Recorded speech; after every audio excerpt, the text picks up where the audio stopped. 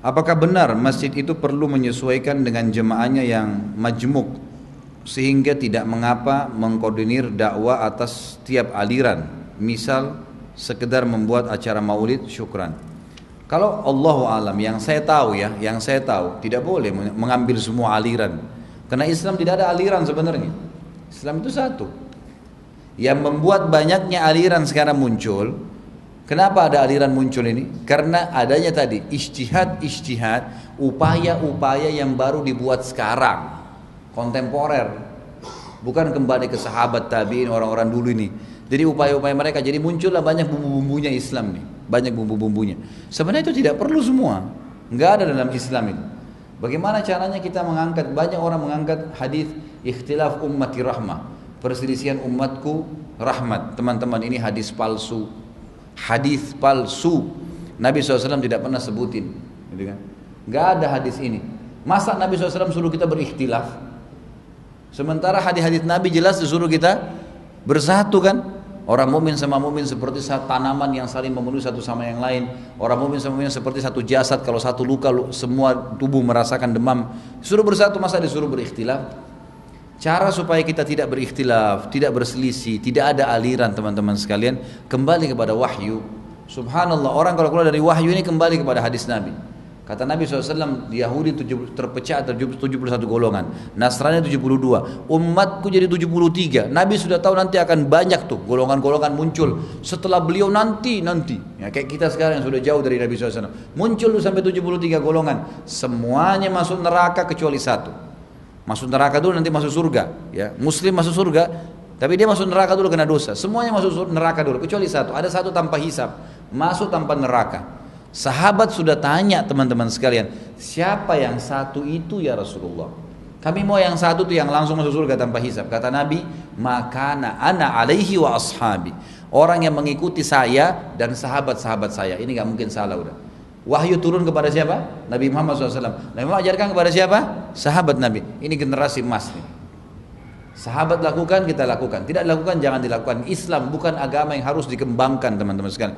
Ini maksudnya hukum-hukumnya ini dalam wahyunya nggak perlu dikembangin. Dalam arti kata kita terima seperti itu.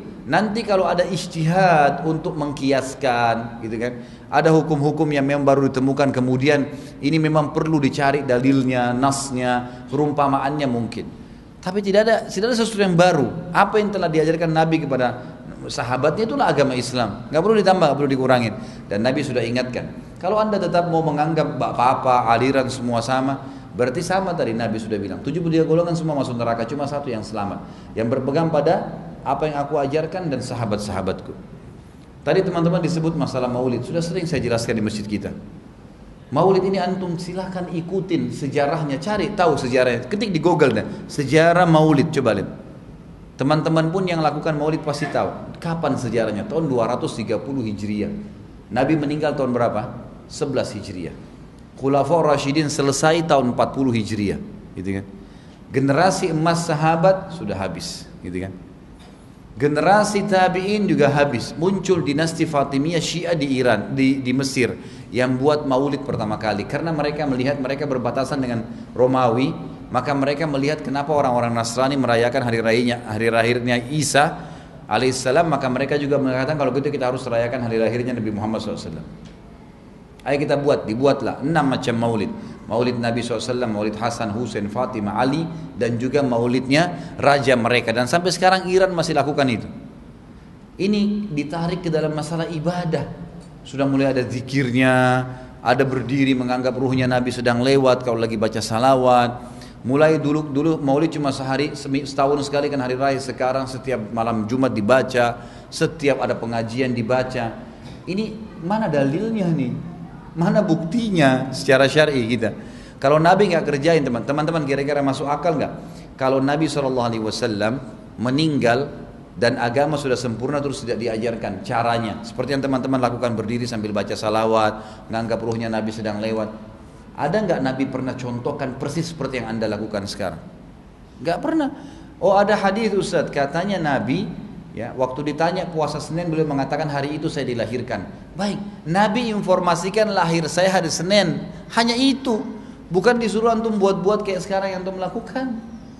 Tidak pernah Nabi kumpulin sahabatnya, berdiri sambil baca, apalagi sekarang berkembang tuh pakai rebana, dibukulkan gendang gitu kan.